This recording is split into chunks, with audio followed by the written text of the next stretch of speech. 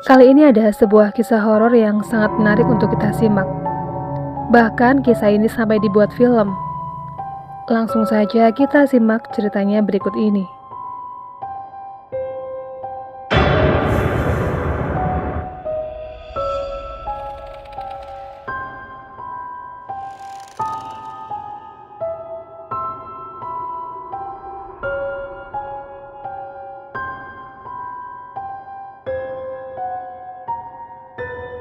Peristiwa ini terjadi di tahun 2001. Berkisah tentang seorang gadis bernama Sri yang ingin mencari pekerjaan untuk memperbaiki keadaan ekonomi keluarganya. Singkat cerita, Sri mendapatkan panggilan oleh sebuah agen penyalur tenaga kerja. Keesokan harinya, Sri menuju ke rumah agen tersebut. Namun ada yang aneh dari pertanyaan yang diajukan oleh si agen, di mana dia bertanya apakah benar Sri lahir Jumat Kliwon. Hal itu membuat Sri terkejut karena apa hubungannya antara pekerjaan ART sama weton. Dan Sri menjawab memang benar dia lahir di hari Kliwon, tapi tidak tahu pasti apakah kalau itu hari Jumat atau bukan. Si agen kemudian membawa Sri ke sebuah ruangan yang lebih besar untuk menunggu. Dan di situ sudah ada dua orang lainnya, yaitu Erna dan Dini. Setelah menunggu lama, satu persatu dari mereka dipanggil oleh si pemilik jasa. Kini giliran Sri yang dipanggil. Di ruangan itu Sri bertemu dengan sosok wanita berkebaya, lengkap dengan sanggul dan terlihat sangat anggun. Dia ternyata adalah seorang pemilik rumah makan yang sangat terkenal di daerah Jawa Timur, dan dia bernama Kembang Krasa. Dia juga menanyakan tentang weton kelahiran Sri. Kemudian dia meminta Sri untuk bekerja dengannya, dan Sri pun menyetujuinya. Kembang Krasa menawari Sri gaji 5 juta, padahal waktu itu rata-rata gaji pembantu di daerah itu sekitar 500 sampai 700 ribuan saja. Sri pun setuju tawaran itu. Singkat cerita, kini Sri sudah berada di rumah Mbah Krasa. Di situ Sri juga bertemu dengan Erna dan Dini. Di rumah itu mereka satu persatu kembali diwawancarai oleh salah satu keluarga, di mana ada seorang wanita berusia 30 tahunan bertanya kepada Sri. "Begini Mbak, saya mau tanya dulu, Anda setuju bekerja di sini? Karena ada larangan keras bila Anda sudah menerimanya. Larangannya tidak akan bisa dicabut." Lalu Sri bertanya, "Larangan seperti apa Mbak?" Tetapi mereka tidak menjawab pertanyaan Sri itu. Lalu Mbah Krasa berbisik kepada Sri, "Hidupmu akan terjamin bila kamu mau. Tapi saya tidak mau memaksa kalau kamu tidak mau." Namun karena Sri butuh duit, Sri pun menerimanya. Dan kini Sri, Erna, dan Dini resmi menjadi ART kepada Mbah Krasa. Namun ternyata mereka dikirim ke sebuah rumah terpencil di dalam hutan. Mereka bertiga diantar oleh Pak Supir ke tempat tersebut. Kelakuan si supir juga terlihat aneh, di mana di setiap persimpangan, si supir mengambil sesuatu dari belakang, meletakkannya di tengah jalan, seperti bunga-bunga di dalam kotak yang terbuat dari daun pisang. Singkat cerita, mereka tiba di sebuah rumah di tengah hutan. Di sana juga sudah ada kakek yang sedang menunggu mereka, namanya Mbah Tamin. Mbah Tamin kemudian menyuruh mereka untuk masuk. Di dalam, Sri terkejut melihat ada keranda yang di dalamnya ada seorang gadis muda, seperti dalam keadaan tertidur. Di sekujur tubuhnya banyak luka dan nanah. Dan sewaktu mereka menanyakan apa yang terjadi, Mbah Tamin justru bertanya kepada Pak Supir, apa mereka belum dikasih tahu? Pak Supir menjawab, "Belum Pak." Lalu Pak Supir pamit pulang.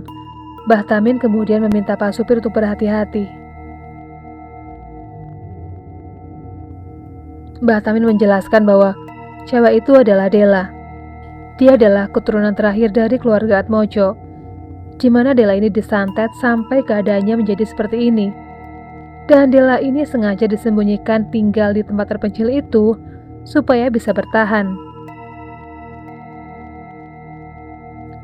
Kemudian mereka dijelaskan apa saja tugas mereka di rumah itu. Mereka diantar ke sebuah sumur di belakang rumah untuk kebutuhan sehari-hari mereka. Mbah Tamin juga menjelaskan bagaimana tata cara memandikan Dela, di mana sebelum mereka memandikan Dela, airnya harus dicampur dengan kembang 7 rupa. Mereka juga harus memastikan Dela diikat tangan dan kakinya. Dan pas kerandanya dibuka, ternyata perutnya Dela buncit seperti orang hamil.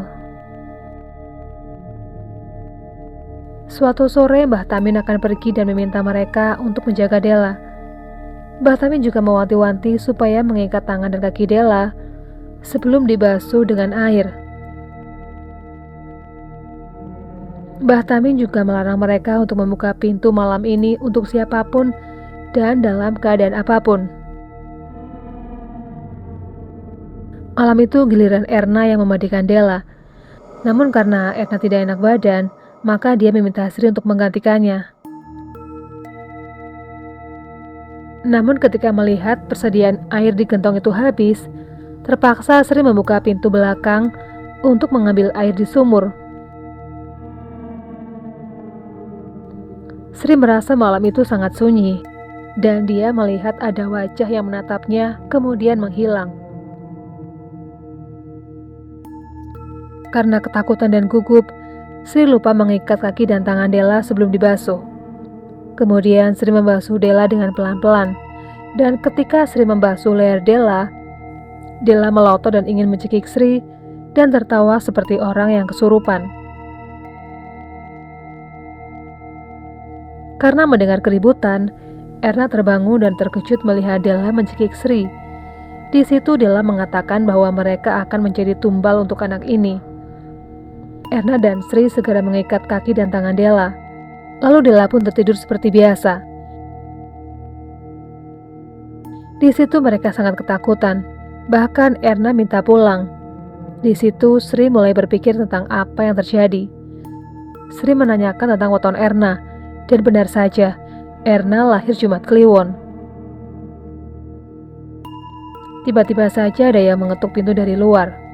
Sri menjaga Erna untuk membuka pintu, karena ingat akan pesan Mbah Tamin. Namun Dini terbangun dan membuka pintu guys. Ternyata itu adalah Mbah Tamin. Di situ Mbah Tamin menjelaskan tentang santet 1000 hari. Mbah Tamin juga membuka mata batin Sri, di mana di sekeliling rumah itu banyak sekali makhluk halus yang mengepung rumah tersebut. Dan sewaktu Sri melihat Dela terbangun, sebenarnya dia sedang dirasuki makhluk halus. Keesokan harinya mereka melihat Mbah Tamin baru pulang dan terlihat kelelahan. Di situ Dini mengatakan, bukannya Mbah Tamin semalam sudah pulang. Mendengar hal itu Mbah Tamin segera masuk ke kamarnya. Dan kamarnya sudah diacak-acak dan terdapat sebuah nisan bertuliskan Atmojo. Singkat cerita, suatu hari Mbah Tamin sedang pergi. Sri kemudian masuk ke kamar Mbah Tamin dan menggeledah kamar tersebut. Namun dia hanya menemukan boneka dari jerami dan ada sebuah foto yang bertuliskan keluarga Atmojo. Tiba-tiba saja Dela terbangun dan memergoki Sri. Ternyata ikatan Dela sengaja dilepas oleh Mbah Tamin sebelum dia pergi. Dela berkata kepada Sri untuk pergi ke tengah hutan untuk mengetahui apa yang terjadi sebenarnya, dan Sri pun melakukannya. Di situ dia menemukan batu nisan bertuliskan Dela Atmojo. Sri kemudian menggalinya dan menemukan sebuah kotak yang berisi boneka jerami yang dililit oleh rambut. Ketika Sri akan membuka ikatan rambut itu, tiba-tiba ada suara ketawa yang membuat Sri ketakutan dan kembali ke rumah sambil membawa boneka tersebut. Malam harinya giliran Dini yang memandikan Della. Erna tiba-tiba membuka ikatan rambut di boneka tersebut dan terdengar teriakan dari Dini. Erna segera pergi menemui Dini. Namun di tengah ruangan, Della terlihat merangkak dan memuntahkan telinga dan kabur keluar rumah. Terlihat telinga Dini robek dan darahnya bercucuran. Tiba-tiba saja Erna muntah darah dan meninggal karena dia telah melepaskan ikatan rambut di boneka tersebut. Yang menyebabkan santet di dalam tubuh Della terbagi ke tubuh Erna. Keesokan harinya Mbah Tamin pulang dan Sri menceritakan semuanya, yang membuat Mbah Tamin menjadi marah. Sri dan Dini akhirnya dibawa ke rumah keluarga Atmojo dan bertemu dengan Mbah Krasa.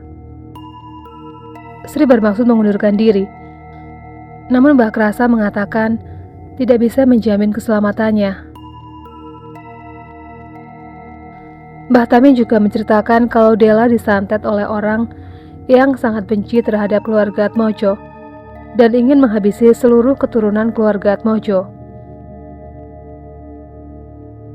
Sri dan Dini kemudian dibawa ke sebuah rumah.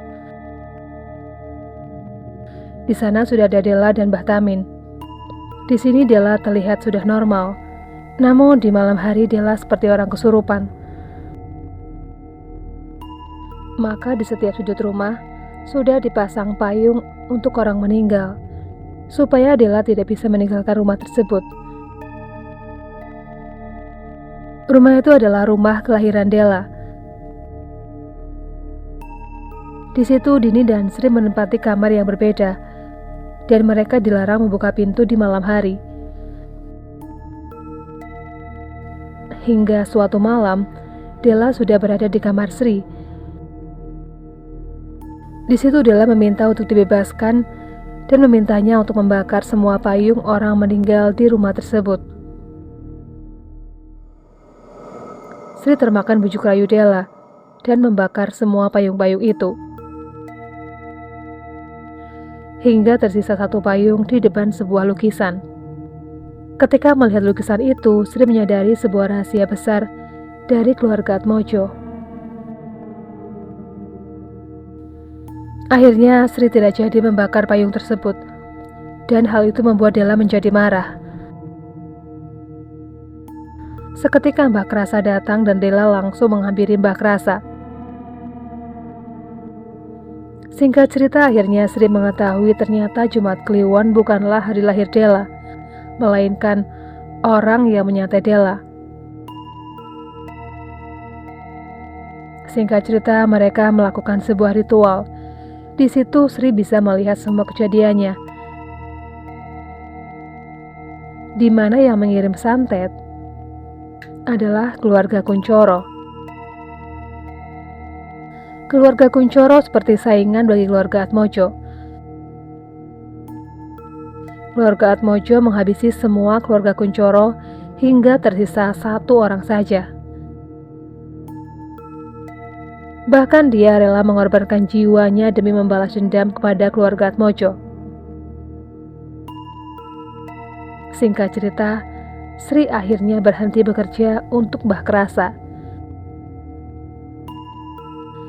Dia juga mengetahui bahwa sebenarnya yang memasang pasak jagor untuk penyantet keluarga Kuncoro adalah Pak Supir yang berkhianat terhadap keluarga Kuncoro atas permintaan Mbah Tamin. Sri juga menolak pemberian uang dari Mbah Krasa.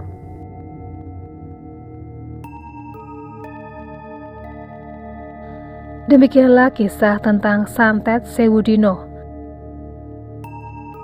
Buat kalian yang suka dengan channel ini, jangan lupa untuk menekan tombol subscribe-nya. Tekan tombol loncengnya supaya kalian tidak ketinggalan video terbaru dari channel ini. Sekian dulu video kali ini, jumpa lagi di video berikutnya.